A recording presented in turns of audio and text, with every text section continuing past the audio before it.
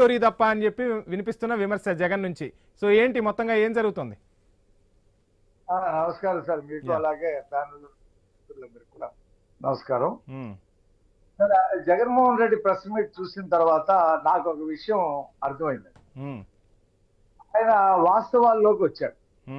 గతంలో press meet పెట్టినప్పుడు అదిగో 27లో జమిలి వచ్చేస్తుంది, ఎన్నికలు వచ్చేస్తాయి, మనం గెలుస్తాం, ప్రజలు మనతో ఉన్నారు, వాళ్ళు పొరపాటు చేశామని చెప్పి అనుకుంటున్నారు, 27లో జమిలి వచ్చేస్తుంది, మనం గెలిచేస్తామని మాట్లాడాం. ఇప్పుడు ఏమంటున్నాడు, ఇంకా ఈ ప్రభుత్వం 2 సంవత్సరాల దగ్గర అవుతుంది, ఇంకా 3 సంవత్సరాలు టైం ఉంది, నేను సంవత్సరాల తర్వాత పాదయాత్ర చేస్తాను అని చెప్పి మాట్లాడు. అంటే 3 సంవత్సరాలు 3.5 సంవత్సరాల దాకా ఎన్నికలు రావు అన్న విషయం ఇప్పుడు తెలుసుకున్నాడు ఆయన. మీరు ఆయన ఎప్పుడు 27లో ఎన్నికలు వచ్చేస్తాయి, జమిలి వచ్చేస్తాయి అంటే వాస్తవాలు తెలియకుండా మాట్లాడే దాంట్లో జగన్మోహన్ రెడ్డి దిట్ట. ఇప్పుడు కిందకి దిగాడు. 3 సంవత్సరాలు 3.5 సంవత్సరాలు ఈ ప్రభుత్వం ఉంటుందని చెప్పి మంచిది. ఇవాళ బ్రిటిష్ వాళ్ళు చేసినటువంటి సర్వే గురించి చెప్తున్నాం. అంతేకాదు, బ్రిటిష్ వాళ్ళు హయాంలోనే 1931లో బీసీ జనగణన జరిగింది. ఇంతవరకు భారతదేశంలో బీసీ జనగణన జరగల. 90లో మండల కమిషన్ వచ్చినా అప్పుడు ఉన్నటువంటి లెక్కల ఆధారంగానే 27% మండల కమిషన్. అనేక అంశాలు బ్రిటిష్ వాళ్ళు హయాంలో జరిగింది, ఇప్పుడు కూడా కొనసాగుతూ ఉన్నాయి. జగన్మోహన్ రెడ్డి గారు నేను చేశాను, ఎస్ ఆయన చేశాడు. కానీ కేంద్ర ప్రభుత్వం అన్ని రాష్ట్రాలకి మార్గదర్శక సూత్రాలు ఇచ్చింది. ఈ ల్యాండ్ ప్రాబ్లమ్స్ చాలా చోట్ల ఎదుర్కొంటున్నారు, మీరు ల్యాండ్ సర్వేస్ చేయండి అని చెప్పి నీతి ఆయోగ్ నుండి కొన్ని మార్గదర్శక సూత్రాలు వచ్చినాయి రాష్ట్రాలకు. దాన్ని అందిపుచ్చుకొని జగన్మోహన్ రెడ్డి గారు ఇక్కడ ఆంధ్రప్రదేశ్ లో చేశాడు.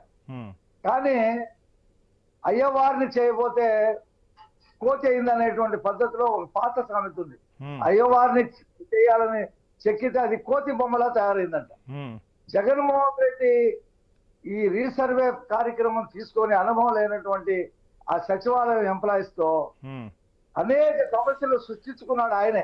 ఎందుకు సర్వే ఆఫ్ ఇండియాతో భాగస్వామ్యమై సర్వే చేశాము. ప్రపంచంలో ఎక్కడా లేని విధంగా డ్రోన్లు వాడాం, కెమెరాలు వాడాం, హెలికాప్టర్లు వాడాం, విమానాలు వాడాం. 1కి 10 సార్లు కాదు 70 సార్లు ట్రైనింగ్ ఇచ్చిన తర్వాతే పంపించాం, సర్వే చేశాం, పారదర్శకంగా సర్వే నిర్వహించామని జగన్ చెప్తున్న పరిస్థితి కదా. ఏం చెప్తున్నా మీ దగ్గర మాట్లాడుతున్నాం మనం. సర్వే ఆఫ్ ఇండియాతో చేశాడు, కానీ ఎక్కడైనా సరే ఒక పెద్ద ప్రాజెక్ట్ చేసేటప్పుడు పైలట్ ప్రాజెక్ట్ గా ఒక జిల్లానో ఒక ప్రాంతాన్ని తీసుకుంటారు. తీసుకొని చేసిన తర్వాత ఏం రిజల్ట్స్ వచ్చినాయి, వీటిలో ఏం తప్పులు ఉన్నాయి, దాన్ని ఎలా సరి చేయాలి, సరి చేసిన తర్వాత సమగ్రమైనటువంటి అధ్యయనం చేసిన తర్వాత అది మొత్తం రాష్ట్రానికి విస్తరింపజేస్తారు. ఇప్పుడు భారతదేశంలో అన్ని విషయాల్లో అన్ని పథకాల్లో జరుగుతున్నటువంటి నమూనా పద్ధతి అది. ఈయనేం చేశాడు, ఈయన అన్ని కూడా హెలికాప్టర్లు పెట్టాడు, వాళ్ళని పెంచాడు, ఇల్లు పెంచాడు. తీరా చూస్తే రైతులు ఒకళ్ళ చుట్టూ ఒకళ్ళు పట్టుకొని కొట్టుకునే పరిస్థితి. మరి మీరు ప్రతిపక్షంగా ఉండి అప్పుడు అధికార పక్షానికి ఒక సూచన చేయొచ్చు కదా, ఇట్లా చేసుకుంటూ వెళ్తే మంచిదని. మరి అప్పుడు మీరు ఎందుకు సలహాలు ఇవ్వలేకపోయారు? ఇవ్వలేదని మీకు తెలుసా? ఎన్నో ప్రెస్ మీట్లు పెట్టి ఎన్నో రకాల ప్రదర్శనలు చేశాము. ఆయన హయాంలో అసలు ఒక ప్రదర్శన చేయాలన్నా, ఒక ఇష్యూ తీసుకుని ఒక ధర్నా చేయాలి, పర్మిషన్ లేదు కదా. ఇళ్లలో నుంచి బయటకు రానిచ్చేవాడు కాదు కదా. చేశాం, కానీ ఆయన ఏది పట్టించుకోదు. కానీ తీరా చూస్తే ఏమైంది, సర్వే చేయటం వల్ల సమస్యలు పెరిగిపోయింది. ఆయన చేసిన సర్వే ప్రకారంగా మేము కొత్త కార్డులు ఇస్తే కూడా సమస్యలు ఉన్నాయని చెప్పేసి ప్రజలు వచ్చారు మా దగ్గరికి. వస్తే వాటిని ముఖ్యమంత్రి గారు ఏమన్నారు, గ్రామ సభలు పెట్టి ఆఫీసర్లు అక్కడ కూర్చోబెట్టి రైతు తన పొలం తనకి కరెక్ట్ గా ఉంది అని నమ్మిన తర్వాతే ఆ కొలతనిచ్చి అతనికి పాస్బుక్ ఇవ్వమని చెప్పేసి ఆర్డర్స్ ఇచ్చాడు. మీకు తెలుసో తెలియదు, ఇప్పుడు లేటెస్ట్ ఆర్డర్ అది.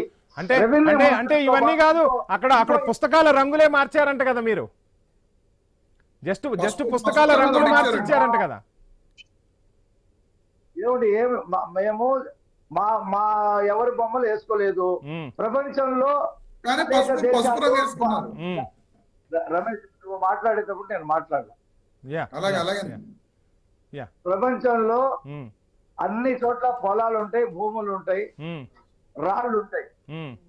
ఎక్కడ కూడా ఏ రాజు కూడా తన బొమ్మ ఆ రాళ్ళ మీద వేసుకోవాలా, ఏ చక్రవర్తి కూడా తన బొమ్మ ఆ రాళ్ళ మీద వేసుకోవాలా.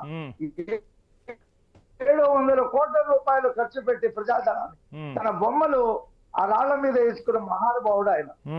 మరి ఏం చెప్తాం? మరి ఇప్పుడు మీరు కూడా 15 కోట్లు ఖర్చు చేసి ఇప్పుడు వాటన్నింటినీ తొలగిస్తున్నారంట కదా ఎక్కడికక్కడ. ప్రజాధనమే కదా, అప్పుడు ఇప్పుడు రెండు సార్లు దుర్వినియోగం అయ్యేది. 15 కోట్లు ఖర్చు పెట్టి వాటన్నింటినీ కూడా మీరు తొలగిస్తున్నారట. ఇచ్చేది వినండి సార్, మీరు ఇన్ని ప్రశ్నలు ఒకేసారి అడిగితే జవాబు చెప్పాలి కదా. రైట్. ఇప్పుడు ఇలా ఉంది, దాన్ని ఇలా తిప్పుతున్నా, లోపల పెడుతున్నాం, దాన్ని ఆ బొమ్మని లోపల పెట్టి రాయిని బయట పెడుతున్నాం. కేవలం వద్ద వాళ్ళు ఏమన్నారు, పొలం యాజమానులు నా పొలం మీద ఆయన బొమ్మ ఏంటి సార్ అని చెప్పి అడుగుతున్నారు వచ్చి. ఆ పొలం మా తాత ఇచ్చాడు, మా ముత్తాత ఇచ్చాడు, జగదేవరెడ్డి ఇడి బొమ్మ పెట్టడానికి అని చెప్పి అడిగారు. ఆ పుస్తకాల మీద ఆయన బొమ్మ ఏంటని చెప్పి అడుగుతున్నారు. తీసాం ఆ బొమ్మలు. ఇప్పుడు ల్యాండ్ టైటిలింగ్ యాక్ట్ తీసుకొచ్చాడు, ప్రజలు ఎంత వ్యతిరేకించారు. దాన్ని మేము అనేక ప్రెస్ మీట్లు పెట్టి చెప్తాం, ఇది తప్పు, నువ్వు తెచ్చినటువంటి నిబంధనలో రైతులకు హక్కు లేకుండా పోతుంది, హక్కు లేకుండా పోతుంది అంటే పెడచెవిని పెట్టారు. ఎక్కడికక్కడ రైతులు ఆ ల్యాండ్ కాగితాలు కాల్చారు. చెప్తాను రవి గారు, మళ్ళీ టైం ఇస్తాను మీకు, మళ్ళీ టైం ఇస్తాను. ప్రభుత్వం వచ్చిన తర్వాత ఒకటే మాట సార్, ఒకటే మాట చెప్తా, ఇవ్వండి ఇవ్వకపోండి. చెప్పండి. మా ప్రభుత్వం అధికారంలోకి వచ్చిన తర్వాత ముఖ్యమంత్రి నుంచి, మంత్రుల నుంచి, ఎమ్మెల్యేల నుంచి ప్రజల దగ్గర వినతులు తీసుకుంటూ